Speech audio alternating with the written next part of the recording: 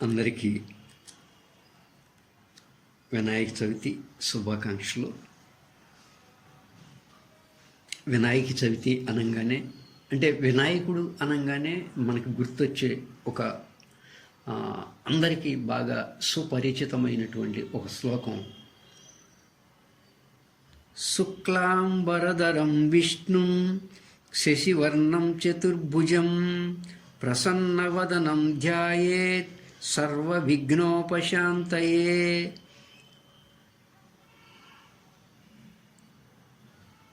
శుక్లం అంబరధరం విష్ణుం శశి వర్ణం చతుర్భుజం ప్రసన్న వదనం ధ్యాయేత్ సర్వ విఘ్న ఉపశాంతయే.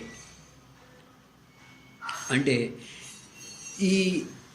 ఈ పద్యం యొక్క అర్థం ఏంటయ్యా అంటే, వినాయకుని యొక్క లేదా విఘ్నేశ్వరుని యొక్క స్వరూపం ఏ విధంగా ఉందో తెలియపరుస్తున్నారు. అంటే విఘ్నేశ్వరుడి యొక్క రూపం, విఘ్నేశ్వరుడి యొక్క స్వరూపం ఏ విధంగా ఉన్నదో తెలియపరుస్తున్నారు.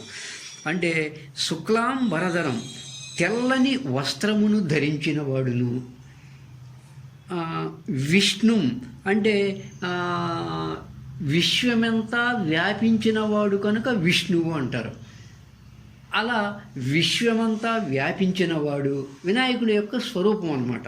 తెల్లని వస్త్రమును ధరించినవాడు, సర్వవ్యాపకుడు, శశి వర్ణం చంద్రుని యొక్క చల్లని కాంతి కలవాడును, చతుర్భుజం 4 భుజములు కలవాడును, ప్రసన్న వదనం నిర్మలమైనటువంటి ప్రశాంతమైనటువంటి ముఖము కలవాడును అగు విఘ్నేశ్వరుని సర్వ విఘ్న ఉపశాంతయే, సర్వ విఘ్నములు అయినటువంటి కార్యహానుల యొక్క ఉపశాంతి కొరకు ధ్యానము చేయవలేను అని ఆ శ్లోకం తెలియజేస్తుంది. ధ్యాయేత్ సర్వ విఘ్నోపశాంతయే అంటే దీంట్లో తెల్లని వస్త్రమును ధరించినవాడు, శుక్లాంబరధరం అంటే తెలుపు అనేది శుద్ధ సాత్విక గుణానికి సంకేతం. అంటే మహాకారణ పృథివీస్థాన శ్వాస ఆశ్రయములో మనసుంచి ధ్యానములో మనము నిలచినితో అప్పుడు జాగ్రత్తావస్థకు సంబంధించిన సత్వగుణాన్ని, స్వప్నావస్థకు సంబంధించిన రజోగుణాన్ని, సుషుప్తావస్థకు సంబంధించిన తమోగుణాన్ని దాటి తురీయ ప్రయాణములో ఉన్నట్లు గుర్తు. అటువంటి తురీయ ప్రయాణంలో ఉన్నప్పుడు తెల్లని శుద్ధ సాత్వికము ఏర్పడుతుంది ఎవరికైనా సరే. దాన్ని శుద్ధ సాత్విక బ్రహ్మాకార వృత్తి అంటారు. అలా శుద్ధ సాత్విక బ్రహ్మాకార వృత్తి ఏర్పడటమే ఇక్కడ శుక్లాం వరధరం అనేటువంటి పదం యొక్క వాక్యం యొక్క అర్థము. తర్వాత విష్ణు అంటే సర్వవ్యాపకుడు అని చెప్పుకున్నాం. విష్ణువు అంటే మనలోనే ఆపోస్థానము నుంచి అంటే పెదవుల నుంచి కంఠము వరకు ఉన్న భాగాన్ని ఆపోస్థానము అంటారు. అంటే బ్రహ్మజ్ఞానులకు సూక్ష్మ శరీర ప్రకారంగా హృదయాన్ని కూడా అదే అంటారు. అలా విష్ణువు కా చ ట త ప అనేటువంటి ఆకాశ వాయు అగ్ని జల భూవర్గమగు ఆపోస్థానమంతా కూడా వ్యాపించి ఉన్నవాడు కనుక శ్వాసయే ఇక్కడ విష్ణువు. అంటే అలా వ్యాపించి ఉన్నవాడు గనుక, ఆపోస్థానంలో వ్యాపించి ఉన్నవాడు గనుక పెదవుల నుంచి కంఠము వరకు ఉన్నటువంటి ఆ భాగాన్ని విష్ణువు అంటారు.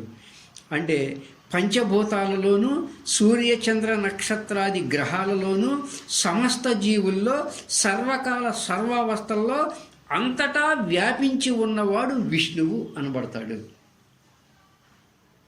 అంటే ఇంకో రకంగా చూస్తే శ్వాస సూర్య చంద్ర నక్షాది గ్రహాల్లోనూ సమస్త జీవుల్లోనూ సర్వకాల సర్వావస్థల్లోనూ అంతటా వ్యాపించి ఉంటుంది. ప్రాణం లేకపోతే ఏది ఉండదు. ఆ ప్రాణమే ఇక్కడ విష్ణువుగా చెప్తున్నారు. విశ్వమంతా వ్యాపించి ఉన్నవాడు. అలా శుక్లాం వరధరం విష్ణు శశివర్ణం అంటే చంద్రుని వలె చక్కగా చూచేవాడు. అంటే చంద్రమా మానసో జాతః అని పురుష సూక్తం చెప్పింది. చంద్రుడే మనస్సుగా పిలువబడుతున్నాడు అని.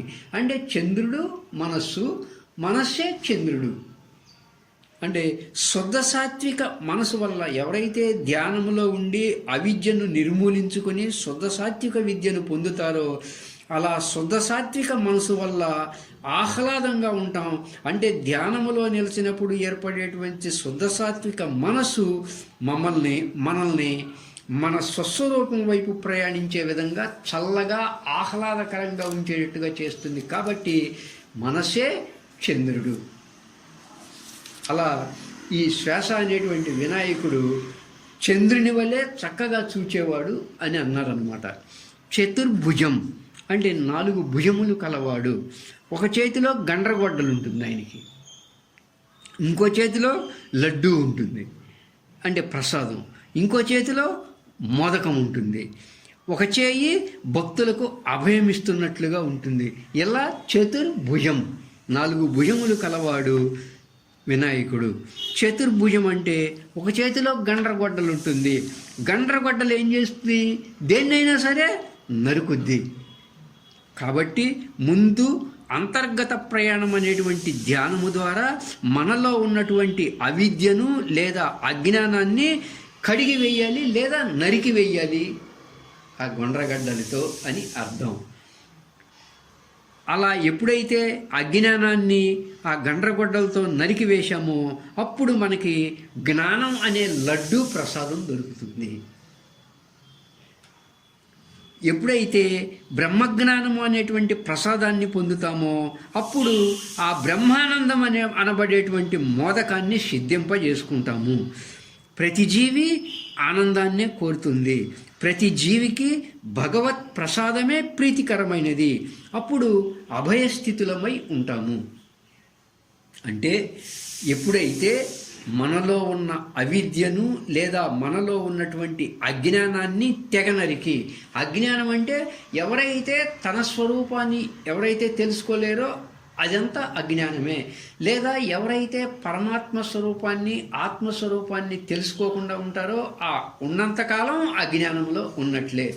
ఎవరైతే తనలో ఉన్నటువంటి ఆ అవిద్యను అజ్ఞానాన్ని తెగనరికి దేంతో? గండ్రగొడ్డలితో. గండ్రగొడ్డలి అంటే ఇక్కడ జ్ఞానము, జ్ఞాన ఖడ్గము. ఎవరైతే జ్ఞాన ఖడ్గం అనేటువంటి గండ్రగొడ్డలితో తనలో ఉన్నటువంటి అజ్ఞానాన్ని తెగనరికి జ్ఞానము అనేటువంటి లడ్డూ ప్రసాదాన్ని పొంది ఆ బ్రహ్మానంద రూప మోదకాన్ని సిద్ధింపజేసుకుంటామో అప్పుడు మనకి భయమే ఉండదు, అభయస్థితి కలవారం అవుతాము అని విఘ్నేశ్వరుడి యొక్క చతుర్భుజము యొక్క అంతరార్థము. ఆ విధంగా అవిద్య అజ్ఞానం తొలగిపోయిన తర్వాత ఉండేటువంటి నిర్మలం అంటే శుద్ధ సాత్వికము అనేటువంటి నిర్మలమైన ముఖము కలవాడగు విఘ్నేశ్వరుని సర్వ విఘ్న ఉపశాంతయే, అన్ని విఘ్నములు తొలగించే కొరకు పరమ ఉపశాంతిని పొందుట కొరకు ధ్యానించాలి అని మనకి ఆ పద్యం చెబుతుంది. శుక్లాం వరదరం విష్ణుం శశివర్ణం చతుర్భుజం ప్రసన్న వదనం ధ్యాయేత్ సర్వ విఘ్నోపశాంతయే. ధ్యాయేత్ అన్నారు కానీ పూజయేత్ అని అనలేదు. గమనించ ప్రార్థన. అలాగే వినాయకుడు అంటే వినాయకుడి పేర్లు. వినాయకుడు అంటే దుష్టులను విఘ్నములను శిక్షించువాడు గనుక ఆయనకి వినాయకుడు అని పేరు వచ్చింది. అంటే పృథివీ స్థానమున ధ్యానములో నిలచినప్పుడు శుద్ధ సాత్విక బ్రహ్మాకార వృత్తి ఏర్పడటం చేత మోక్ష మార్గానికి శత్రువులైన దుర్గుణములను విఘ్నములను శిక్షించేటువంటి వినాయకుడు ఈ శ్వాస ఉన్నటువంటి స్థానమైన పృథివీ స్థాన మహాకారణమునందు ఉన్నాడు. కాబట్టి ఈ శ్వాసకే వినాయకుడు అని పేరు. అలాగే విఘ్నరాజు అంటారు. అంటే ఎవరైతే ధ్యానములో ఉండి అంటే శ్వాసను ఆశ్రయించటమే కదా ధ్యానంలో ఉండడం అంటే. ఎవరైతే ధ్యానములో ఉండి ఆ శ్వాస అనేటువంటి తనను ఆశ్రయించినచో మోక్ష మార్గానికి అనుకూలముగా చేయు విఘ్నరాజు ఈ శ్వాస. అలాగే ధ్యానములో నిలవకుండా ఉంటే మోక్ష మార్గానికి విఘ్నములను కలిగిస్తూ ఉన్నాడు కాబట్టి ఈయన్ని విఘ్నరాజు అన్నారు. 2 రకాలుగా, అంటే మోక్ష మార్గానికి అనుకూలంగా చేసే విధానము వినాయకుడి యందే ఉంది, ధ్యానములో నిలకుండా మోక్ష మార్గానికి విఘ్నములను కలిగిస్తూ ఉండే విధానము ఈ విఘ్నరాజు అయినటువంటి శ్వాస యందే ఉన్నది. కాబట్టి శ్వాసయే విఘ్నరాజు. గణపతి అంటే ప్రమద గణములకు నాయకుడు. 25 తత్వముల తమోగుణ సృష్టికి స్థూల శరీర సృష్టి, 10 తత్వములు ప్లస్ 9 తత్వముల రజోగుణము సత్వగుణ సృష్టికి, సూక్ష్మదేహ సృష్టికి ఇట్టి గణమునకు ఇతడు అధిపతి. అంటే మనలో 25 తత్వాలు ఉంటాయి.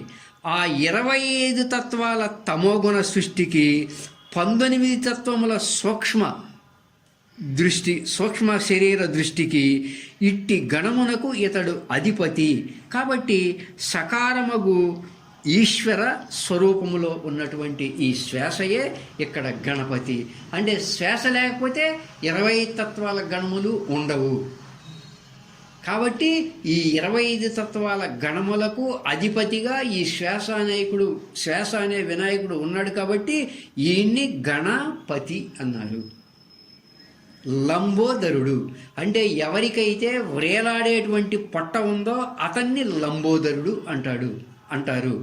అంటే మన లోపలికి వెళ్ళేటువంటి శ్వాసని హకారం అంటారు, బయటకు వచ్చేటువంటి శ్వాసని సకారం అంటారు. హకార స్వరూపుడైనటువంటి ఈశ్వర అంటే ఈశ్వరుని కొడుకైనటువంటి విఘ్నేశ్వరుడు, సకార స్వరూపమైనటువంటి ప్రకృతి ఆయనకు పొట్ట. అకార స్వరూపమైనటువంటి విఘ్నేశ్వరుడికి సకారమైనటువంటి ప్రకృతి ఎప్పుడు కూడా వ్రేలాడే పొట్ట. అందుకని శ్వాసనే లంబోదరుడు అని చెప్తున్నారు జ్ఞాన మార్గములో. అలాగే ఏకదంతుడు అంటే బయటికి వచ్చే శ్వాస ఏమో ప్రకృతి, లోపలికి వెళ్ళే శ్వాస ఏమో చైతన్యము. అంటే బయటికి వచ్చే శ్వాస సకారానికి చిక్కామా త్రిగుణ సృష్టి గణములో తగులుకుంటాం, త్రిగుణ సృష్టిని వదిలామా అంటే ధ్యానములో ఉన్నామా కైవల్య మార్గాన్ని పట్టుకుంటాం. ఇట్లా ఏదో ఒక దంతము కలవాడు అగుట చేత ఈయనకి అంటే శ్వాస అనేటువంటి వినాయకుడికి ఏకదంతుడు అనేటువంటి పేరు వచ్చింది. ఇది ధ్యాన వినాయకుడు.